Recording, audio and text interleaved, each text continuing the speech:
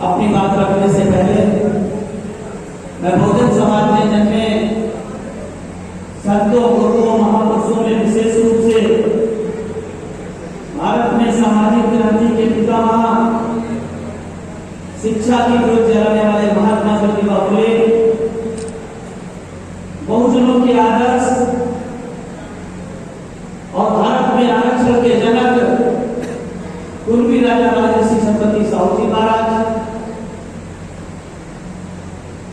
भारत की पहली महिला शिक्षिका रही माता सावित्रीबाई फुले, दक्षिण भारत में समाज परिवर्तन के आंदोलन को बुलंद करने वाले सेल्फ रिस्पेक्ट आंदोलन के प्रणेता तंजे पेरियार श्री नारायण गुरु, सही मायने में शोषितों की लड़ाई को पूरे भारतवर्ष में कामयाब बनाने वाले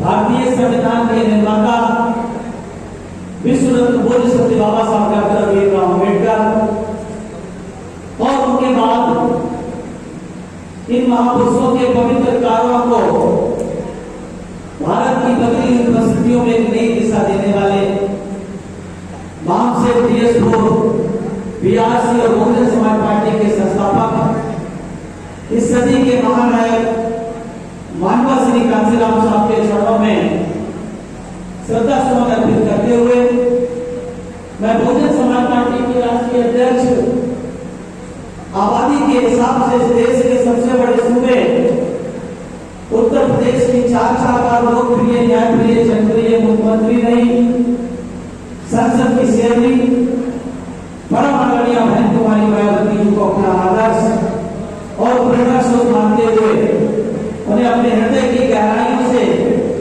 कोटि आभार व्यक्त करता हूँ कि उन्होंने मुझे से एक साधारण से कार्यकर्ता को न सिर्फ उत्तर प्रदेश के उच्च सदन विधान परिषद में भेजने का काम किया, बल्कि देश के सर्वोच्च सदन राज्यसभा में बोलने और बैठने का अवसर प्रदान किया। आज इस कार्यक्रम में हमारे साथ मंचर सिंह, बहुजन समाज पार्टी महाराष्ट्र प्रदेश की इकाई के state president advocate Sunil Dongre ji, आपके जाति के लाल, दूसरे साथी बहुजन समाज पार्टी के प्रदेश उपाध्यक्ष डॉक्टर सिंधे जी, बहुजन समाज पार्टी के जनरल सेक्रेटरी और आपके ही जिले के पूर्व में जिलाध्यक्ष है, वर्तमान में प्रदेश महासचिव डॉक्टर रायपाल जी, पूना की धरती से चल करके आए और पार्टी के प्रदेश महासचिव कालूराम चौधरी जी, नागौर जयकर जी, पृथ्वी संजय जी, अनिरुद्ध रणवीर सचिव, महेंद्र वटेश्वर सचिव, एडवोकेट AB दुले जी जो पूरे प्रदेश के वादक समाज को जोड़ने का काम कर रहे हैं, शंकर भाई,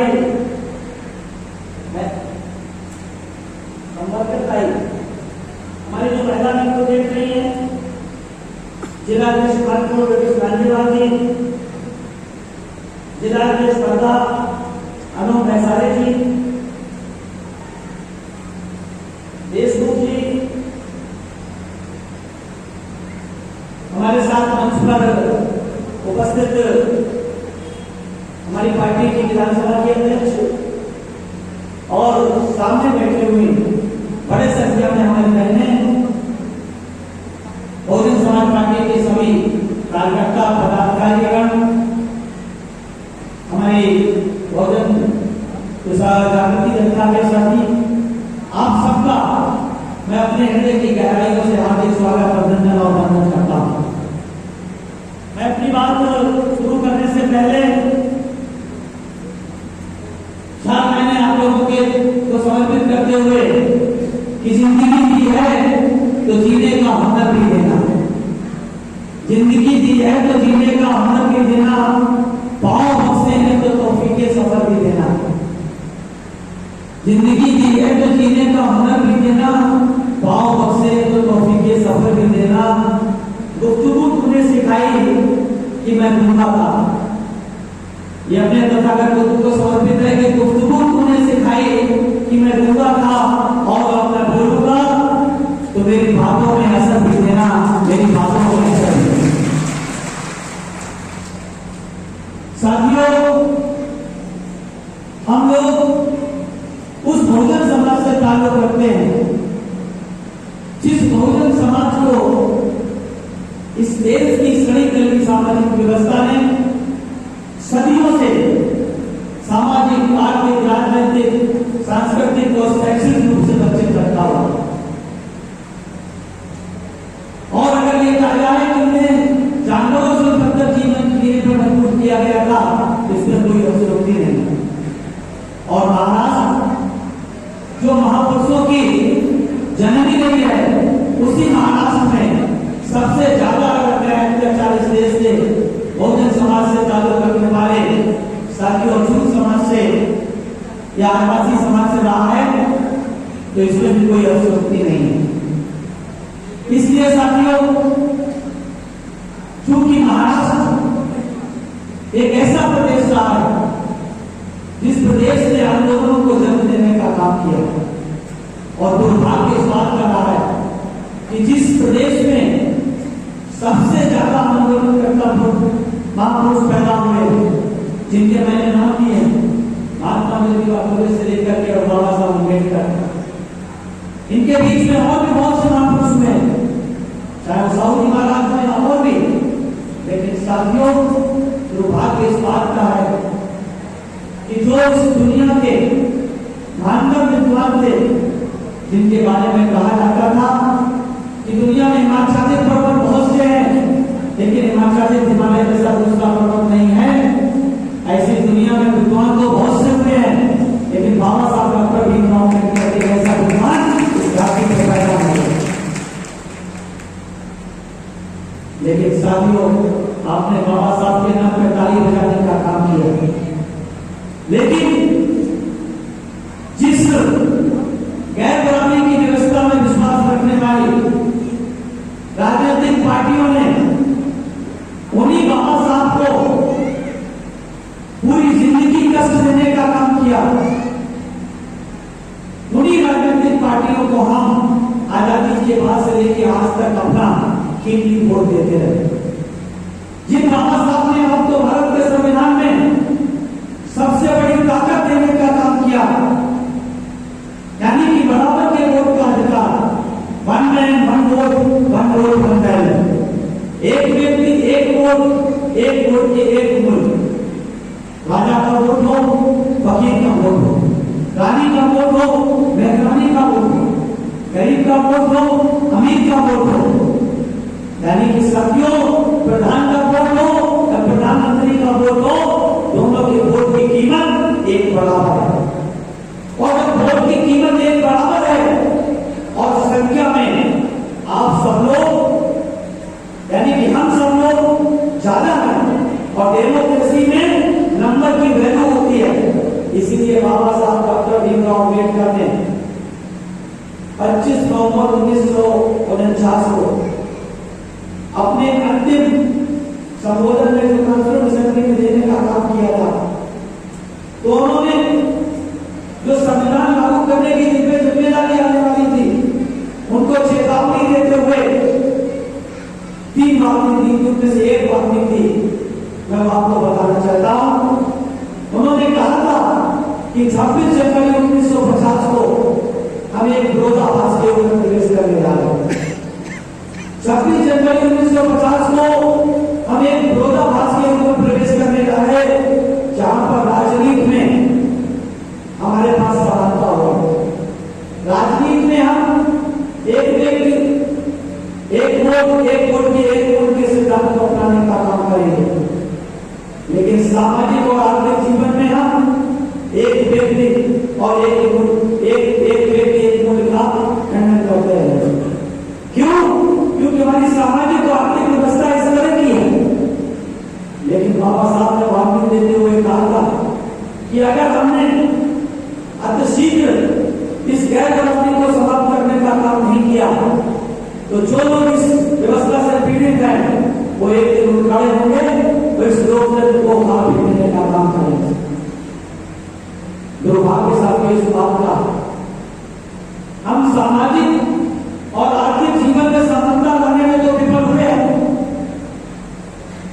संविधान को 74 साल लगभग हो गए। हम सामाजिक आर्थिक जीवन में विफलता लाने में असफल तो हुए, साथ ही साथ साथियों हमने हमसे जो राजनीतिक बराबरी थी वो भी मुंह चलाने का काम करे। आज हमारा वोट क्या रह गया? आज हमारा वोट अमीरों की एक तरह की जेब का एक सिक्का हो। वो इस बात को गर्व के साथ कहते हैं कि हम चाहेंगे तो आपके वोट को खरीद सकते हैं, आपके वोट को लूट सकते हैं। साथियों, बाबा साहब ने अपने परिवार की, अपने बच्चों की कुर्बानी देकर, बाबा साहब ने अपने बच्चों की, अपने परिवार की कुर्बानी देकर के भारत के संविधान में जब आपको बराबर के वोट का अधिकार दिया था तो वो बहुत खुश थे। अपनी लॉबी में वो तेजी से वॉक कर रहे थे। स्वास्थ्य ठीक न होने के बाद भी उनके पीए ने उनसे पूछा कि साहब आप बहुत खुश हैं? बोले हाँ, मैं बहुत खुश हूं, क्योंकि हमने भारत के संविधान में एक ऐसा हथियार देने का काम किया है। जिस दिन हमारे लोग इस वोट की ताकत को समझेंगे, हथियार को समझेंगे, इसका सही इस्तेमाल करेंगे, उस दिन वो इस देश के हुक्मरान समाज बन जाएंगे। बाबा साहब ने अपने लोगों को बराबर के वोट की ताकत के साथ साथ यह भी बताने का काम किया था कि हमारे लोगों को अपने वोट का इस्तेमाल करने का भी सवूर होना चाहिए। अपने वोट की रक्षा हमें वैसे ही करनी चाहिए जैसे हम अपनी बहन बेटी की इज्जत आबरू की करते हैं। अगर हम अपने बहन बेटी की इज्जत आबरू को लुटने और बिकने नहीं दे सकते हैं तो हमें अपने वोट को भी लुटने और बिकने नहीं दे सकते। लेकिन दुर्भाग्य आजादी के हम अमृत महोत्सव मना चुके हैं, लेकिन हमने अपने वोट को न लुटने से रोक पाए न भूलने से रोक पाए। यहां तक कि हम कहते हैं अरे क्या फर्क पड़ेगा हमारे एक वोट से, और क्या फर्क पड़ेगा, अरे हमारी पार्टी तो जीतेगी नहीं, क्या करें वोट डालकर। अरे साथियों, इस सदी के महानायक मानव श्री कांशीराम साहब ने कहा था कि बहुजन समाज पार्टी को वोट देने का मतलब बहुजन समाज पार्टी के प्रत्याशी को केवल जिताकर भगाना नहीं है। बहुजन समाज पार्टी को वोट देने का मतलब हमें अपने मसीहा बाबा साहब को सही साबित करना है, जिन्होंने कहा था कि जिस दिन हमारे लोग इस वोट की ताकत को समझेंगे और अपने हमारे हक अधिकार की रक्षा करने वाली पार्टी को वोट देंगे, उस दिन बाबा साहब सही साबित होंगे। मैं आप लोगों से जानना चाहता हूं, पूछना चाहता हूं, क्योंकि ये धरती उन वीरों की रही है, ये धरती उन महापुरुषों की रही है जिन्होंने इस देश को दिशा देने का काम किया। साथियों, देश भर में कश्मीर से लेकर कन्याकुमारी तक, पोरबंदर से लेकर कोहिमा तक तमाम महापुरुषों के आंदोलन हुए। ज्यादातर आंदोलन साथियों 19वीं और 20वीं शताब्दी के आंदोलन क्षेत्रीय आंदोलन हुए। लेकिन साथियों, उसी 19वीं और 20वीं शताब्दी का आंदोलन जो बाबा साहब का आंदोलन था, फुले साहब अम्बेडकर के बाद, फुले साहब अम्बेडकर की विचारधारा का जो आंदोलन तो बाबा साहब ने टेकअप करने का काम किया था। भले ही महात्मा ज्योतिबा फुले साहू जी महाराज का आंदोलन एक क्षेत्रीय आंदोलन था, एक सीमा तक सीमित था, लेकिन साथियों उन्हीं आंदोलन से प्रेरित होकर के दुनिया के महानतम विद्वान बाबा साहब डॉक्टर भीमराव अम्बेडकर ने फुले साहब अम्बेडकर के आंदोलन को एक राष्ट्रीय स्वरूप देने का काम किया। साथियों, इस देश में बहुजन समाज के लिए राष्ट्रीय नेतृत्व देने का काम सिर्फ और सिर्फ एक व्यक्ति ने किया, वो है हमारे मसीहा बाबा साहब डॉक्टर भीमराव। लेकिन साथियों, जिस धरती पर बाबा साहब पैदा हुए, अफसोस इस बात का है कि उसी धरती पर बाबा साहब का आंदोलन, फुले साहब अम्बेडकर की विचारधारा का आंदोलन, बाबा साहब के ऊपर निर्माण के मात्र 15 वर्षों के अंदर ही साथियों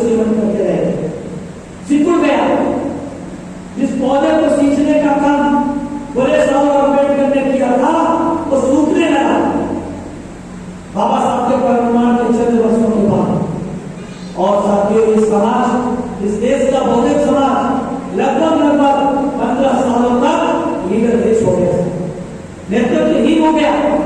और तब जाकर के साथियों पंजाब की धरती से पैदा हुए, साधारण से परिवार में पैदा हुए बेटे ने पंजाब की धरती से चलकर के आकर के कुदरत के करिश्मे के कारण, प्रकृति के आयोजन के कारण उसी धरती पर उन्हें नौकरी करने के लिए भेजने का काम किया जिस धरती पर बाबा साहब के साथ छल किया गया, जिस धरती पर बाबा साहब के साथ धोखा करने का काम किया था 24 सितंबर 1932 को।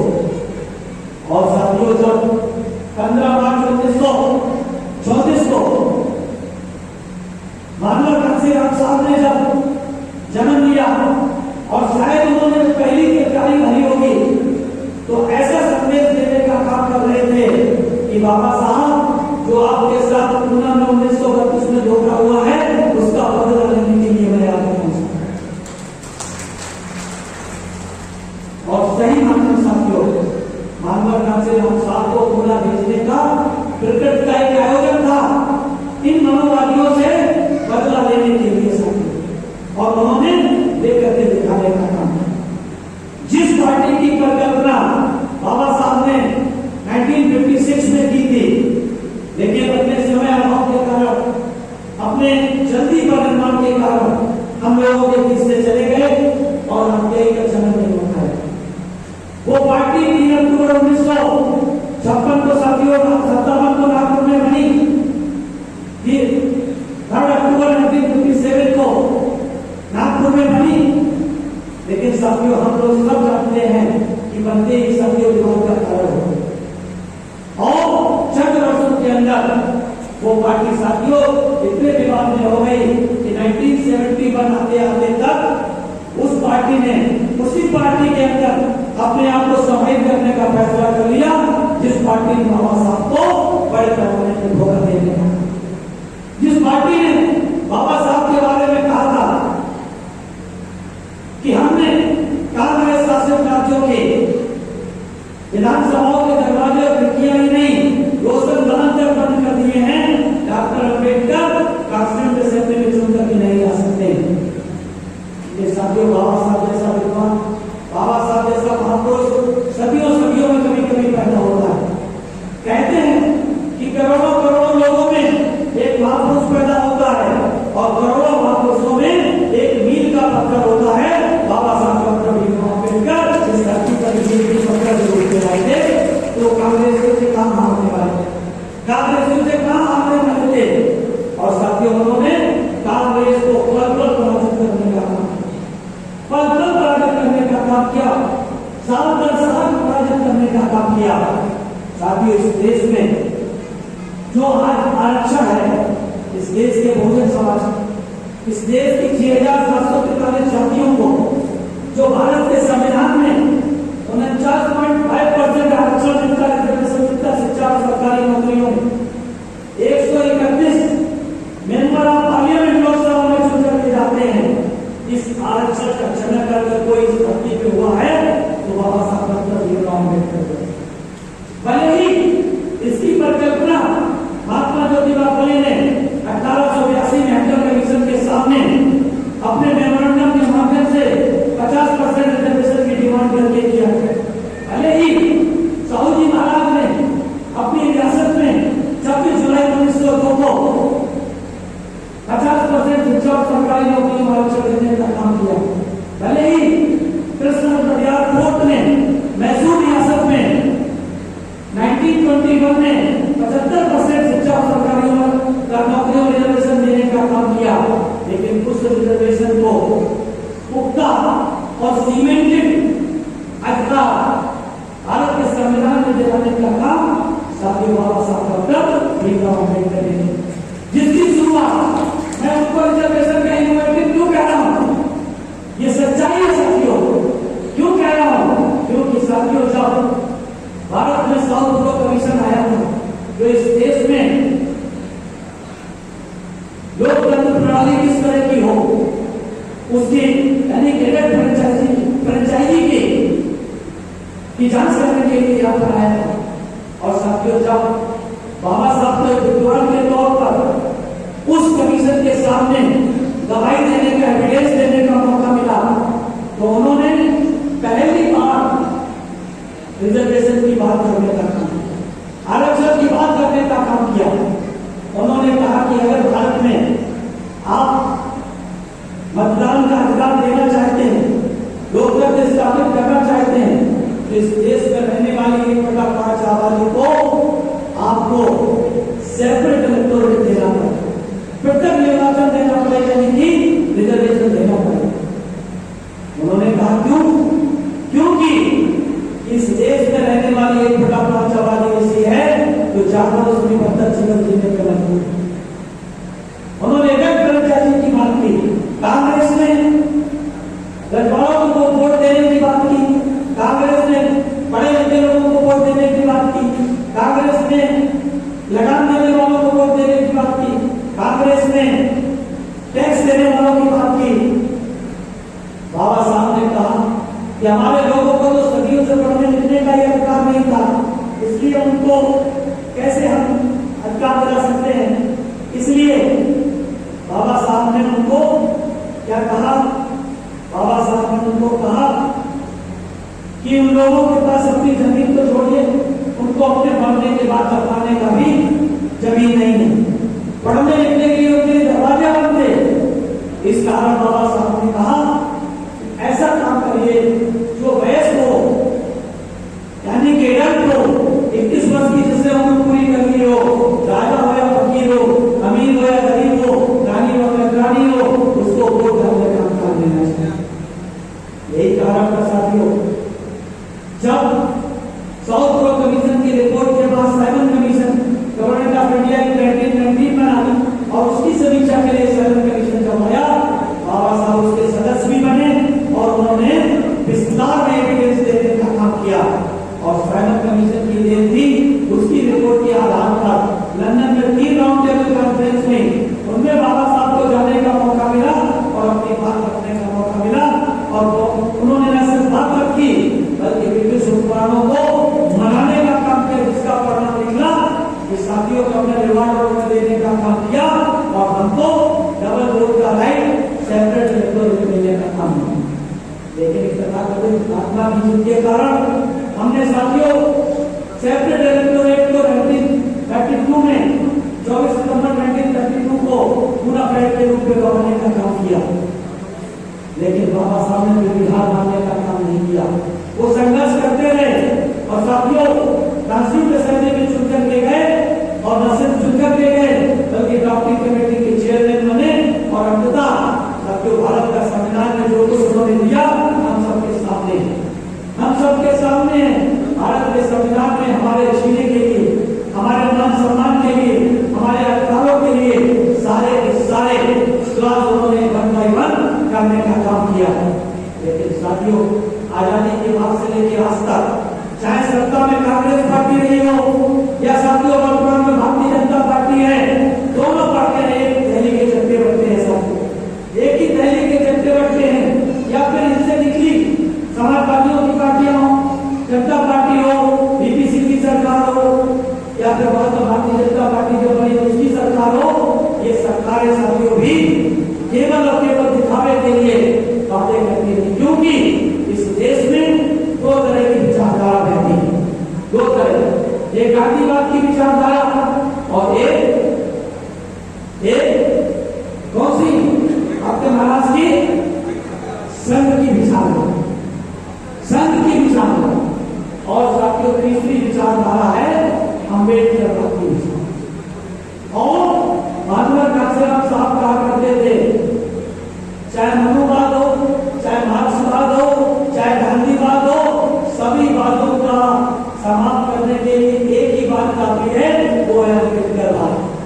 अम्बेडकरवाद सभी चीजों की दवाई है।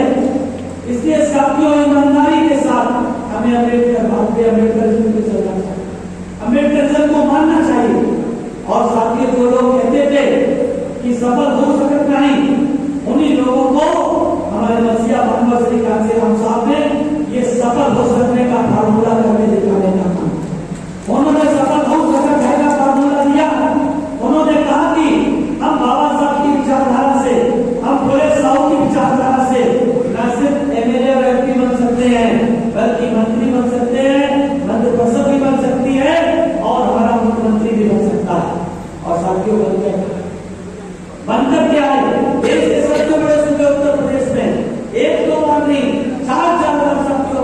सरकार बनी और हमने साथियों को करके दिखाने का काम किया, जिसकी परिकल्पना हमारे मंसिया बाबा साहब ने वो करके दिखाने का काम किया।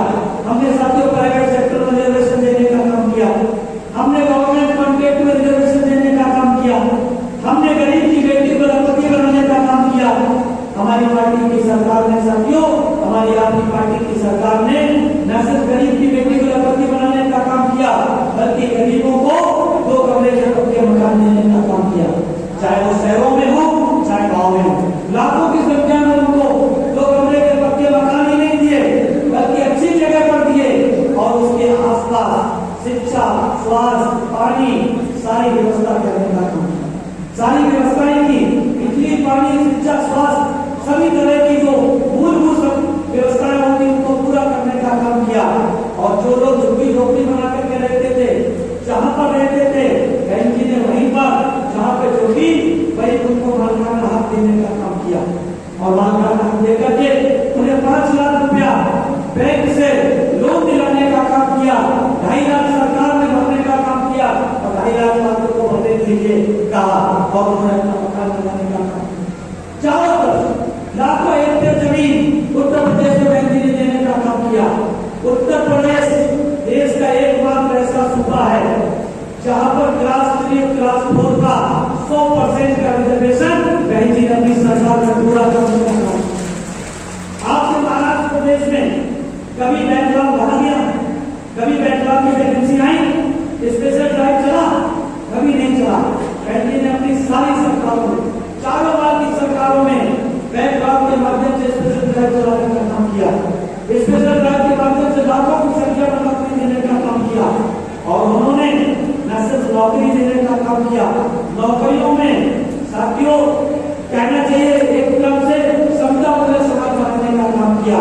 अगर साफ सफाई का काम हमारा दलित समाज कर सकता है तो साफ सफाई का काम हमारा सरकार नहीं कर सकता। 1,08,800 सफाई कर्मियों की भर्ती करा करके उसमें सर्व समाज को नौकरी दे करके उन्होंने बराबर का काम कर दिया, सबके हाथ में कानून पकड़ाने का काम कर दिया। कोई ये नहीं कर सकता कि यही मंत्री है, यही समाज है, यही नहीं कर सकते, यही बाहर है, यही और है। इसलिए बहन जी ने न सिर्फ उत्तर प्रदेश में नौकरियां बनने का काम किया, बल्कि प्रमोशन में रिजर्वेशन देने का काम। उत्तर प्रदेश एकमात्र ऐसा प्रदेश है जहां पे प्रमोशन में रिजर्वेशन देकर के जूनियर इंजीनियर को एक्सपीन बनाने का काम किया, नायब तहसीलदार को सीधा एसडीएम बनाने का काम किया, तहसीलदार को सीधा एडीएम बनाने का काम किया। ऐसे ही साथियों बाबू को अपने ऑफिस के बाबू को अपने ऑफिस का इंचार्ज बनाने का काम किया। इस तरह के यानी कि जूनियर में जो बेसिक में पढ़ाने का काम करता था उसे हेडमास्टर बनाने का काम किया, जो हेडमास्टर था उसे जूनियर में बनाने का काम किया, यानी कि प्रमोशन में रिजर्वेशन को इम्प्लीमेंट करने का काम किया। और जो लोग आपके बीच में एक छोटी सी संविधान की कॉपी लेकर के घूमते थे लोकसभा के चुनाव में, क्या कहते थे कि हम संविधान बचाए। आप लोगों के बीच में संविधान की कॉपी लेकर के आते थे, अब वो पता नहीं संविधान की कॉपी थी या कोई नॉवेल था, किसी को पता नहीं। किसी को पता है तो लाल कॉपी लेकर के आते थे राहुल गांधी जी, कोई कॉपी लेकर के आ जाता। मैं उनसे पूछना चाहता हूँ कि जिस संविधान की वो कॉपी लेकर के आ रहे थे, उनके दादे, उनके नाना, उनकी दादी, सब लोगों ने लगभग 55 साल तक इस देश में शासन करने का काम किया, इस देश के तमाम राज्यों में भी शासन करने का काम किया। उनसे पूछिए अपनी बात है आपसे, नहीं हम आरक्षण बताने आए हैं, उनसे पूछिए कि आपकी जबान से एक शब्द क्यों नहीं निकला जब इस देश के सुप्रीम कोर्ट ने इस देश के एससी एसटी को बांटने का काम किया, जब उन्होंने बांटने का काम किया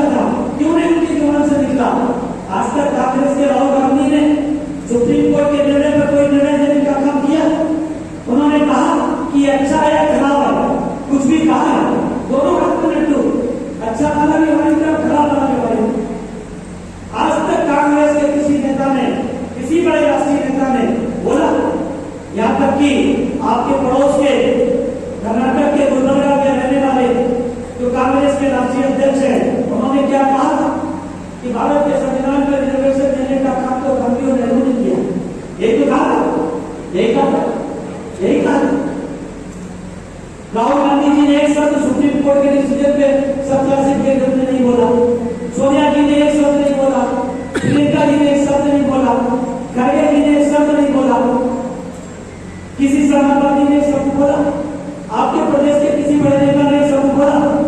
वो दोनों लोगों को वोट बढ़ाने के लिए तैयार है। और साथियों, इस देश का सुप्रीम कोर्ट, इस देश पर शासन करने वाली पार्टी भारतीय जनता पार्टी के नेतृत्व में एनडीए की सरकार, वो साथियों इस देश के बहुजन समाज के एससी और एसटी को आपस में बांटना चाहिए, पिछड़ों को भी आपस में बांटना चाहती है, लेकिन इस डिसीजन से वो एससी और एसटी को बांटना चाहिए। वो आपको एससी एसटी को नहीं बांटना चाहिए। आपको एससी एसटी को बांट करके, एससी में जातियों और जातियों में बांट करके, वो साथियों आपको नहीं, बाबा साहब को नीचा दिखाना चाहिए। बाबा साहब, इसे समझने की जरूरत है। वो एससी एसटी के सब क्लासिफिकेशन करके, जातियों और जाति में वर्गीकरण करके, वो आपको बांटने का काम ये नहीं कर रहे हैं, बल्कि बाबा साहब के उस संघर्ष का बदला लेना चाहते हैं, जिन्होंने आपको दुनिया का नायाब संविधान देने का काम किया, जिन्होंने उस संविधान में इस देश के उस व्यक्ति को जो जानवरों से भी बदतर जीवन जीने में मजबूर था, उसको मंत्री और मुख्यमंत्री बनाने का अधिकार दिया। इसलिए बाबा साहब से बदला लेना चाहते हैं। वो बाबा साहब से बदला क्यों लेना चाहते हैं कि बाबा साहब ने हमको भारत के संविधान में सूत्रों और सूत्रों से अछूत, जब हम अछूत बन गए और अछूत के बाद, अछूत और आदिवासी के बाद बाबा साहब के प्रयास से हम क्या बन गए? एससी और एसटी। एससी एसटी क्या है? एससी एसटी जातियां हैं, एससी और एसटी जाति नहीं है। एससी और एसटी दो शेड्यूल है, दो अनुसूची है, दो अनुसूची है जिनमें कई जातियां हैं, यानी कि ग्रुप ऑफ कास्ट है, जातियों का समूह है, अनुसूचित जात का, अनुसूचित जनजात का। और बाबा साहब ने बहुत दूर की सोच करके, थोड़ी बहुत दूर की नहीं, बहुत दूर की सोच के बाबा साहब ये अच्छी तरीके से जानते थे। उन्होंने साइमन कमीशन के सामने प्रश्न पूछने में गवाही देते समय भी कहा था, उनसे पूछा था क्या जो अछूत समाज के लोग हैं उनमें आपस में क्या जातपात नहीं है? तो बाबा साहब ने स्वीकार किया, हमारा है, हमारा नाटक में भी है, हमारा गौरव में भी है, लेकिन वो जातपात दूसरे तरीके का जातपात। हमारी डिमांड है कि सभी जातियां एक व्यवस्था से, यानी कि भेदभाव से पीड़ित है, उनमें आपस में भेदभाव नहीं, इस बात का भेदभाव नहीं है कि बाहर को आईएएस बन जाए तो हमें कोई फर्क नहीं पड़ता, महाराज को मंदिर में प्रवेश मिल जाए, समाज को मंदिर में प्रवेश मिल जाए, हमें कोई दिक्कत नहीं। उन्होंने कहा था, लेकिन जब बाबा साहब को मौका मिला तो उन्होंने लुथियन कमीशन के साथ, लुथियन कमेटी के साथ पूरे देश का दौरा किया और उस 1932 में लुथियन कमेटी के साथ पूरे देश का दौरा करने के बाद अपने समाज को जागरूक करने का काम किया और उन्होंने उनको बताया, कि लुथियन कमीशन आपसे ये प्रश्न पूछेगी, अगर आपने इस प्रश्नों का उत्तर ठीक से दिया, असली उत्तर देने का काम किया, तो आप उसमें वो शेड्यूल में आ जाएंगे जिन लोगों ने अपनी सामाजिक, आर्थिक, शैक्षणिक, सांस्कृतिक, राजनीतिक स्थिति को ईमानदारी और निष्ठा के साथ सही बनाने का काम किया, उनको शेड्यूल में दर्ज किया गया, उनको इस अनुसूची में दर्ज कर लिया गया। यानी कि जो लोग इस देश में वर्ण व्यवस्था के आधार पर शूद्र और अछूत थे, यानी कि जो शूद्र हुआ करते थे, बाद में वो अछूत कहलाए, ट्राइबल कहलाए, एनिमिस्ट कहलाए। बाबा साहब ने अछूतों को क्या कहला दिया? शेड्यूल कास्ट और शेड्यूल ट्राइब। शेड्यूल कास्ट और शेड्यूल ट्राइब, बाबा साहब ये जानते थे ये ग्रुप है। हम जब बाबा साहब इस बात को जानते थे कि इनके जातियों में आपसी रोटी बेटी का संबंध नहीं हो सकता है, लेकिन जब भी इनके अधिकारों पे आंच आएगी, इनके अधिकारों को छीनने की कोशिश की जाएगी, ये जातियां इकट्ठी होती हैं। यानी कि एससी में जो जातियों का ग्रुप है, उनके अधिकारों के जैसे प्रमोशन में रिजर्वेशन की बात आई, तो साथियों पूरे देश का एससी और एसटी साथियों प्रमोशन के साथ बड़ा हो गया, फिर भी हो गया, याद है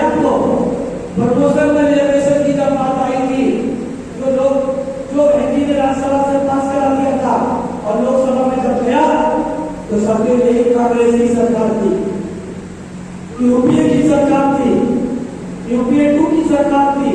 उस यूपीए 2 की सरकार ने क्या किया था साथियों? वह मुश्किल से राज्यसभा में 35 के 18 सांसदों के दबाव के कारण पास करने का काम किया, लेकिन जब लोकसभा में बारी परिणाम क्या निकला कि उन लोगों ने साजिश की, कांग्रेस ने, बीजेपी ने और समाजवादियों ने साजिश की, क्योंकि समाजवादियों ने प्रमोशन में रिजर्वेशन का विरोध करने का काम किया था। इसलिए उन्होंने प्लान किया कि जैसे बिल टेबल होगा, जैसे बिल को पेश किया जाएगा, हमारे सदस्य उस बिल को भरने का काम करेंगे और कांग्रेस की चेयरपर्सन क्या करेगी? तुरंत हाउस को भरकर हाउस को एडजस्ट करने का काम करेंगे। जबकि साथियों, मैं तो राज्यसभा का सदस्य था, विधान परिषद का सदस्य था, हाउस का थोड़ा बहुत बाबा साहब की कृपा से ज्ञान मुझे भी है। अगर ऐसी परिस्थिति थी तो चेयरपर्सन मीरा कुमार जी को करना चाहिए था कि जिन सदस्यों ने हाउस की प्रॉपर्टी को फाड़ने का काम किया था, उनको सस्पेंड करती, हाउस से बाहर करने का काम करती, हाउस को ऑर्डर में करती और दोबारा से बिल पे चर्चा कराने का काम करती, तब साथियों को बिल पास हो। लेकिन ना बीजेपी चाहती थी, ना कांग्रेस चाहती थी, ना समाजवादी चाहते थे। इसलिए मीरा कुमार जी ने हाउस एडजस्ट कर दिया और आज तक वो बिल साथियों लोकसभा में लंबे पड़ा हुआ है। कौन जिम्मेदार है? अगर आज हमारे बच्चों को, आपके बच्चों को, आपकी बेटियों को, आपके बेटों को, आपके भाइयों को अगर प्रमोशन रिजर्वेशन नहीं मिल रहा है तो ये देन भाग्य भगवान की नहीं, न मिलने के लिए वो जिम्मेदार है भाग्य भगवान, और न साथियों न मिलने के लिए वो जिम्मेदार है। मिलने के लिए जिम्मेदार है हमारे मसीहा बाबा साहब डॉक्टर भीमराव अम्बेडकर, और उसको रोकने के लिए जिम्मेदार है इस देश की मनोवादी ताकतें से। हमें उन मनोवादी ताकतों से लड़ना पड़ेगा और मनोवादी ताकतों के लिए साथियों हमें एक ही काम करना है। आज तक हम कभी बीजेपी कांग्रेस को वोट देते रहे, कांग्रेस को उठ गए, तो साथियों हम कभी दूसरी पार्टियों को, जो जनसंघ से निकली हुई पार्टियां थी, संघ से निकली हुई पार्टियां थी, उनको देते रहे, या फिर जो कांग्रेस से निकली हुई पार्टियां थी उनको देते रहे। हमने खास कर अपनी पार्टी को वोट देने का काम किया। अगर ठीक से हमने अपनी पार्टी को वोट देने का काम किया होता तो हमने बाबा साहब की अगर बात मान ली होती। इसमें बाबा साहब ने क्या कहा था? बाबा साहब ने कहा था कि हमारे लोगों को भीम मार्ग पे चलना चाहिए। किस पे चलना चाहिए? भीम मार्ग। और भीम मार्ग क्या है? बाबा साहब ने भीम मार्ग को परिभाषित करते हुए क्या बताया? आप लोग ज्यादा जानते होंगे, फिर भी मैं अपने बात को, अपने मन की तसल्ली के लिए आपको दोहराना चाहता हूँ। हालांकि बहुत से लोग, महाराष्ट्र के लोग भी, अन्य प्रदेशों के लोग भी कहते हैं कि बार बार कैडर में वही बातें बताई जाती है, बार बार बातें वही बताई जाती है। साथियों, वो बातें इसलिए बताई जाती हैं, हमारे मसीहा कांसीराम साहब ने कहा था, हमारे मसीहा कांसीराम साहब ने कैडर में एक बात कही थी कि हम कैडर में किन लोगों को कैडर देने का काम करते हैं? हम उन लोगों को कैडर देने का काम करते हैं जो अनुशासित होते हैं, समर्पित होते हैं और विचारधारा से भरपूर होते हैं। कैडर का मतलब होता है अनुशासित, समर्पित और विचारधारा से भरपूर कार्यकर्ता को ही हम कैडर कह सकते हैं। ऐसा नहीं कि जमात में पैदा हुआ और बीएसपी को वोट देकर तो कैडर हो गया, वो कैडर नहीं होगा। कैडर वो तभी होगा जब वो अनुशासित हो जाए, समर्पित हो जाए और ये साउथ फुली अम्बेडकर की विचारधारा से भरपूर हो जाए, तभी वो कैडर कहलाएगा। और ऐसे लोगों को इकट्ठा करके मनमोहन साहब जब कई घंटों, कई दिनों तक उन्हें महापुरुषों की विचारधारा को बार बार बताने का काम करते थे, उसको वो कैडर कहते थे। वो बार बार क्यों बताते थे? वो कहते थे कि बार बार हमें अपने महापुरुषों के विचारों को बार बार मानना चाहिए, बार बार मानना चाहिए। अगर साथियों, आप अपनी हमारी माताएं बहनें बैठी हुई यहाँ पर, अगर परिवार में बर्तन है, आपके किचन में बर्तन है, अगर उनको बार बार नहीं धोएंगे, नहीं मांजेंगे तो गंदे नहीं हो जाएंगे। देखा आपने, मकान में बार बार सफाई नहीं कराएंगे, टाइम टू टाइम सफाई नहीं कराएंगे, हमारा मकान जर्जर हो जाएगा। ऐसे ही अगर हम अपने महापुरुषों के विचारों को बार बार नहीं मानेंगे, मीटिंगों के माध्यम से, कैडर मीटिंगों के माध्यम से, तो हमारे साथियों विचार आ जाएंगे और विचार आ जाएंगे, विचार समाप्त हो जाएंगे तो विचारक समाप्त हो जाएंगे और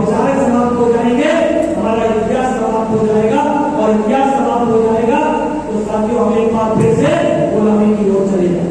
क्योंकि इतिहास से प्रेरणा मिलती है, प्रेरणा से जागृति आती है, जागृति से सोच बनती है, सोच से ताकत और ताकत से शक्ति और शक्ति से सत्ता प्राप्त होती है। ये हमारी नेता आदरणीय बहन कुमारी मायावती जी ने हमको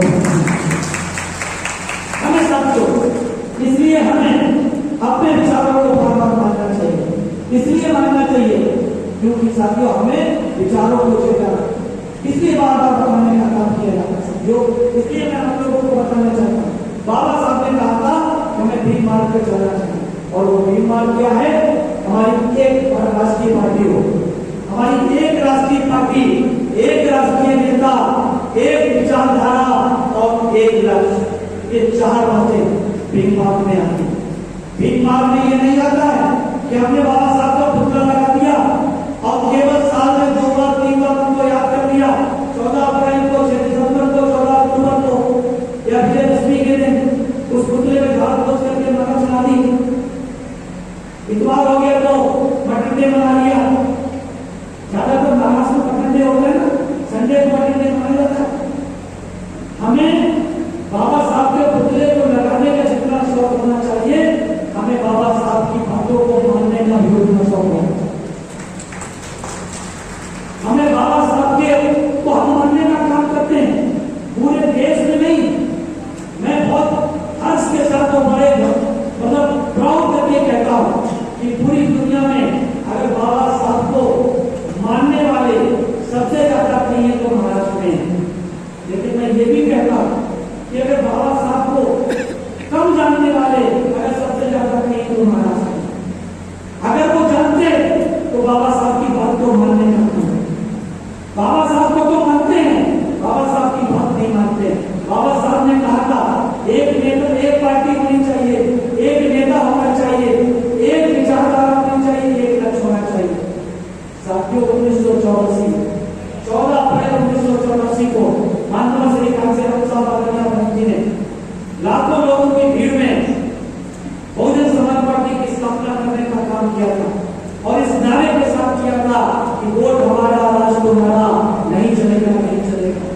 जितनी जिसकी संख्या भारी उतनी उसकी हिस्सेदारी, जो भोजन की बात करेगा वो दिल्ली में राज करेगा। मंडल आयोग लागू करो वरना दोषी खाली करो। वोट से लेके सीएम पीएम, आरक्षण से लेके एसपीडीएम, ऐसे नारे कभी किसी पार्टी ने लगाए थे? लगाए थे? क्या नारे थे साथियों? ये नारे नहीं थे, एक सोच थी जो बहुजन समाज के केवल दिलों में वास करते थे। लेकिन इन नारों को हकीकत में तब्दील करने का संकल्प लेने का काम किया था वो साथियों बाबा साहब के सच्चे उत्तराधिकारी मानव श्री कांसीराम आदरणीय बहन जी ने किया और साथियों उन नारों को हकीकत में तब्दील करने का काम किया।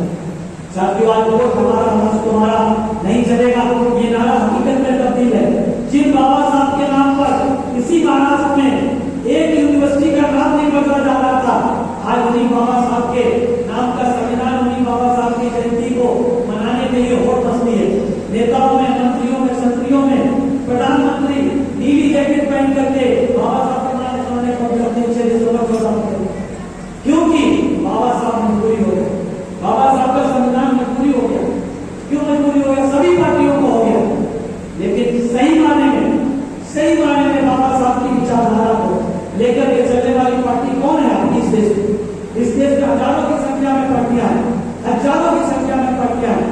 आपके प्रदेश में अनगिनत पार्टियां हैं, लेकिन साथियों भोले साहब अम्बेडकर की विचारधारा में चलने वाली कितनी पार्टियां हैं? केवल चलने के नाम पर लेती है क्या चलती है? कभी साथियों किसी के साथ जाती, कभी किसी के साथ, 2-4 पार्टी एक दो सीट के लिए कैसे कैसे समझौते कर लेती है। इसलिए साथियों बाबा साहब ने कहा था कि हमें भीम मार्ग में चलना चाहिए, एक राष्ट्रीय पार्टी, एक नेता, एक विचारधारा, एक लक्ष्य। आज हमारे पास एक राष्ट्रीय पार्टी के रूप में देश की तीसरी बड़ी पार्टी 1996 से देश की तीसरी राष्ट्रीय पार्टी साथियों बनी हुई, तीसरी राष्ट्रीय पार्टी है बहुजन समाज पार्टी। एक नेता के रूप में न सिर्फ वो एक दलित मुख्यमंत्री, देश की पहली और आखिरी दलित मुख्यमंत्री आज तक की तारीख में आदरणीय कुमारी मायावती जी, जिनकी गिनती दुनिया की 8 शक्तिशाली महिलाओं में होगी, 8 शक्तिशाली महिलाओं, जिनको आयरन लेडी का खिताब, जिन्होंने मात्र एलएलबी फर्स्ट ईयर की छात्रा के रूप में, एलएलबी फर्स्ट ईयर की छात्रा थी सितंबर 1977 में, जब वो जात छोड़ो समाज छोड़ो हम को लेकर कॉन्स्टिट्यूशन में मीटिंग कर रहे थे और बार बार अपने संबोधन में हर सब कर रहे थे। और जब भिंडी को एक एलएलबी की छात्रा के रूप में मौका मिला बोलने का, तो उन्होंने राज्य में जो स्वास्थ्य मंत्री होते थे उनकी साथियों धक्के उड़ा दिए, उनकी धज्जियां उड़ा दी थी, साथियों उनके मुर्दाबाद के नारे लगा दिए थे। उन्होंने कहा था कि आप एक तरफ तो जात छोड़ो समाज छोड़ो की बात कर रहे हैं और बार आप हजन सब कहके आप जातवाद को बढ़ावा दे रहे हैं, ये तो जातवाद को बढ़ावा है। आपको इतना मालूम होना चाहिए कि भारत के संविधान में हजन संविधान नहीं है।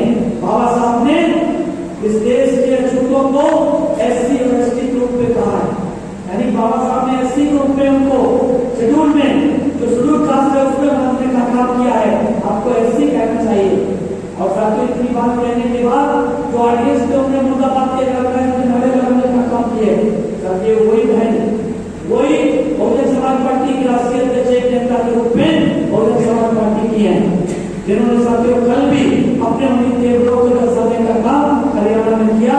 जब एक हमारी पार्टी के जिस पार्टी के राइस के प्रदेश अध्यक्ष ने हरिजन सभा बोलने का काम किया, तो मैंने अपनी स्पीच में उनको भी जोड़ने का काम किया। उन्होंने ऐसे शब्दों में नहीं करने को दिया, मैं ये बर्दाश्त नहीं कर सकती हूँ।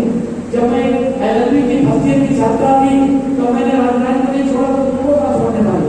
तो साथियों इस देश में जो लोग ये कहते हैं कि बहन जी मूवमेंट से भटक गई है, उनको बहन जी की वो स्पीच सुन लेनी चाहिए और सितंबर 1977 की भी स्पीच सुन लेनी चाहिए और बहन जी के 4 साल के निर्णयों को, नीतियों को देख लेना चाहिए। इस देश में एक पार्टी के रूप में बहुजन समाज पार्टी, एक नेता के रूप में आदरणीय बहन जी, एक विचारधारा के रूप में कांग्रेस की विचारधारा, गांधीवाद की विचारधारा, भारतीय जनता पार्टी की विचारधारा, संघ की विचारधारा, फासीवाद की विचारधारा, कुछ लोगों की समाजवाद की विचारधारा, तो किसी की मार्क्सवाद की विचारधारा, किसी की लेनिनवाद की, किसी की कोई और विचारधारा। लेकिन सही मायने में साथियों भारत का संविधान जो इस देश का पवित्र ग्रंथ है, जो भारत का पवित्र ग्रंथ है, जिसको हर भारतवासी अपना ग्रंथ मानता है, वो हमारे बाबा का संविधान है। और उस संविधान में लिखा एक शब्द, जो एक शब्द लिखा है वो बहुजन समाज पार्टी की विचारधारा। इसलिए बहुजन समाज पार्टी कभी भी अपना घोषणा पत्र जारी नहीं करती है। वो कहती है हमारा घोषणा पत्र है बाबा साहब के संविधान में लिखा हुआ एक शब्द हमारा घोषणा पत्र। और चौथा बहुजन जो भीम मार्ग पे चलने का चौथा वो है साथियों एक लक्ष्य, और एक लक्ष्य के रूप में ये लोग चाहते हैं राम राष्ट्र बने। भारतीय जनता पार्टी और संघ वाले क्या चाहते हैं, भारत कौन सा राष्ट्र बने, हिंदू राष्ट्र बने। हिंदू राष्ट्र बनेंगे तो क्या बनेंगे हम लोग क्या होंगे, हिंदू राष्ट्र में हम लोग क्या होंगे, शूद्र होंगे। हिंदू राष्ट्र में तो क्या है, ब्राह्मण क्षत्रिय वैश्य शूद्र, कुंभी भी शूद्र होगा। ये जो आपका बोले जो है पानी समाज के भी शूद्र होगा, यानी ओबीसी की 3743 जातियां भी शूद्र होगी। केवल कौन होंगे, ब्राह्मण क्षत्रिय वैश्य शूद्र। इसलिए हमारा क्या लक्ष्य है, उनका लक्ष्य हिंदू राष्ट्र, कांग्रेस का लक्ष्य गांधीवाद, उनका मार्क्सवाद, उनका वो बहुजन समाज पार्टी का लक्ष्य है इस देश के करोड़ों जिनको सदियों से सामाजिक, आर्थिक, राजनीतिक रूप से वंचित रखा गया है, उस बहुजन समाज को इस देश का बहुजन समाज बनाना बहुजन समाज है। इस देश को सम्राट के सपनों का भारत बनाना बहुजन समाज पार्टी का लक्ष्य है। यानी कि भीम मार्ग पे चलने का काम इस देश में एकमात्र पार्टी करती है। बाबा साहब के बताए रास्ते पे चलने का काम एकमात्र पार्टी करती है बहुजन समाज पार्टी, और एकमात्र नेता कुमारी मायावती। इसलिए साथियों ये लोग आपके बीच में आएंगे, पहले संविधान लेकर के आए, हो सकता है चुनाव के समय आपके पास फिर ये आरक्षण करते हैं नाम का आरक्षण बचाने के लिए। आरक्षण बचाने की नीयत होती तो लंबे समय से शासन कर रहे कि हमारा बैकलॉग को करने का काम करते। साथियों, इस देश में केवल केवल जब ये भारत की अपील करने वाला अगर कोई नेता है तो आदरणीय बहन जी हैं, जिन्होंने 29 अगस्त को पूरे देश में भारत बंद करने का काम किया। इसलिए मेरा आप लोगों से निवेदन और गुजारिश है, बहन जी ने जो उत्तर प्रदेश में करके दिखाने का काम किया उसको आप जनता में जाकर बताने का काम कीजिए कि ये लोग आपका संविधान नहीं बचाएंगे, ये आपका आरक्षण नहीं बचाएंगे, ये केवल आपकी बातें करेंगे, आपका वोट लेंगे, उसके बाद सो जाएंगे। फिर 5 साल के बाद कोई नया से ऊपर ले आएंगे, कभी 2 करोड़ रोजगार की बात, 15 लाख की बात, 2 कमरे के पक्के मकान की बात, लेकिन ये देने का काम कुछ नहीं करेंगे। बाद में इनकी बातें सुनने होंगे। इसलिए सही मायने में अगर आपको कोई आपके हक का टकराव दिला सकता है, क्योंकि आपके सामने किया हुआ है। बहन जी ने उस सामने भारत के संविधान पे जब 2000 में आना चाहिए, जब इसी भारतीय जनता पार्टी के प्रधानमंत्री श्री अटल बिहारी वाजपेयी जी ने संविधान समीक्षा आयोग बनाने का काम किया, तो न कांग्रेस रोड पे आए, न मार्क्सवादी रोड पे आए, न समाजवादी रोड पे आए, न शिवसेना वाले रोड पे आए, न एनसीपी वाले रोड पे आए, न जनता पार्टी रोड पे आए, कोई नहीं आया।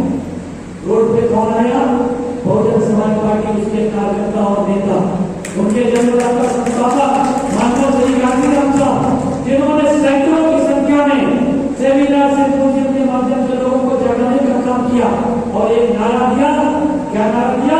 संविधान के सम्मान में डीएसपी मैदान। और साथियों, हमारा आज का नारा क्या है? आरक्षण के सम्मान में बहन जी मैदान, आरक्षण के सम्मान में बहन जी मैदान में, संविधान के सम्मान में डीएसपी मैदान में। इसलिए साथियों, एक बार आप लोग ने कितने बार प्रैक्टिकल करके किए, कितने बार कांग्रेस को लंबे समय तक दिया, कांग्रेस के बाद बीजेपी को दिया, शिवसेना को दिया, एनसीपी को दिया। एक बार आप बहुजन समाज पार्टी को पूरी ताकत के साथ वोट देने का काम करिए। मैं तो सिर्फ यही कहता हूँ, एक बार प्रैक्टिकल के करिए। क्यों डरे? जिंदगी में क्या होगा? एक बार बीच में वोट दीजिए, मत डरिए, क्यों डरे? जिंदगी में क्या होगा? कुछ नहीं होगा तो तजुर्बा होगा। एक बार वोट देंगे तो देखिए तजुर्बा ही होगा आपको, क्योंकि बीजेपी को वोट देंगे तो एक तजुर्बा होगा और वो तजुर्बा होगा आपके हाथ का दूध की बात होगी। एक बार हम नहीं कहते आपकी सरकार बन जाएगी, लेकिन अगर आपने 2, 4, 5 एमएलए जिता लिए, 2, 4, 5 अंदाज जिता लिए, तो मैं दावे के साथ कहता हूँ कि ये पार्टियां आपके घुटने टेकने पर मजबूर हो जाएगी। साथियों, सरकार नहीं बनेगी। 5 आमदार के दम पर आप इस सरकार को घुटनों पर लाने का काम करेंगे। ये फार्मूला इस सदी के महानायक कांशीराम साहब ने और बहन जी ने करके उत्तर प्रदेश में दिखा दिया। 425 आमदारों में 67 आमदारों के दम पर 1-2 बार सरकार बनाने का काम किया, मुख्यमंत्री बनाने का।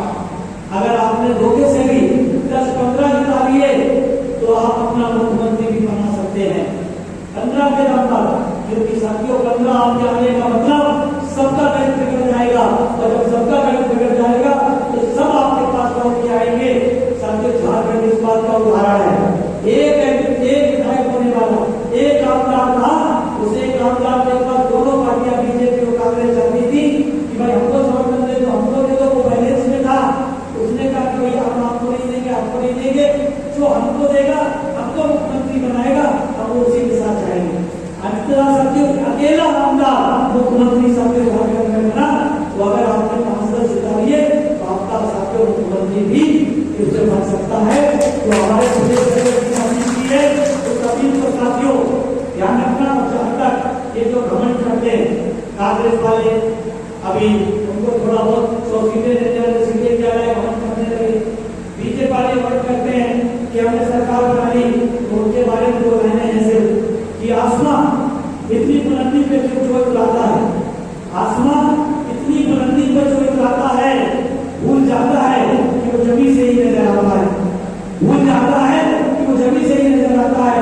ये साथियों पार्टियां भी भूल गई हैं। बहुजन समाज पार्टी के वोटों के, बहुजन समाज के वोटों के दम पर इनकी सरकार चलती है। इसलिए साथियों, इस इस नारे को अपने साथ लेकर के जाइएगा साथियों। इन मनोवाक्य को करने की जरूरत नहीं है कि बहुजन समाज की है यही पुकार, बहुजन समाज की है यही पुकार।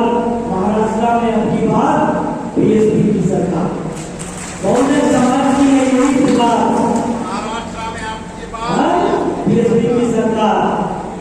और इन मनुवादियों को बता दीजिएगा कि मनुवाद्य रखवालो बहुजन में वो रवानी है, मनुवाद्य रखवालो बहुजन में वो रवानी है। खुद राह बना लेना ये बहता हुआ पानी है, खुद राह बना लेगा जो बहता हुआ पानी है। इन शब्दों के साथ मैं अपनी वाणी का विराम कर दूंगा कि आप लोगों से मैं ये निवेदन करना चाहूंगा कि हाथ उठा करके बताइएगा कि क्या इस बार आप संकल्प लेकर के आज जाएंगे आने वाले विधानसभा के चुनाव में पूरी ताकत के साथ, न सिर्फ अपना वोट देंगे बल्कि अपने मिलने जुलने वाले, जानने पहचानने वाले लोगों को भी इस बात के लिए प्रेरित करेंगे कि उन्हें अपना वोट केवल और केवल अपनी पार्टी बहुजन समाज पार्टी को देंगे। ऐसा दोनों हाथ उठा करके साथियों आप लोग हमें आश्वासन देंगे तो निश्चित रूप से मैं आप लोगों का अपने हृदय से आभार व्यक्त करता हूँ कि आप लोगों ने मेरी बात को इतने ध्यानपूर्वक सुना और हमारी